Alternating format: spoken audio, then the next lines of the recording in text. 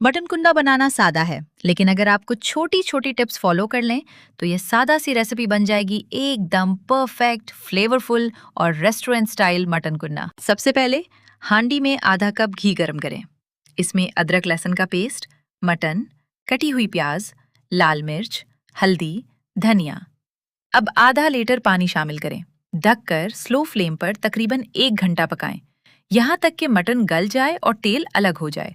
Tip: slow cooking से mutton ज्यादा tender होता है और मसालों का फ्लेवर भी अच्छी तरह जज्ब होता है। अब कुन्ना का स्पेशल मसाला तैयार करें।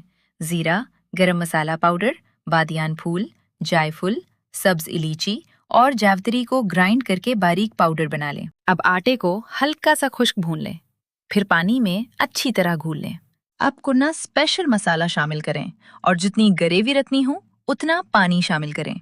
टिप: आटे का मिक्सचर आहिस्ता आहिस्ता हांडी में शामिल करें और मिक्स करते रहें ताकि गुठलियां ना बने। ढककर लो फ्लेम पर 6 से 8 मिनट सिमर करें।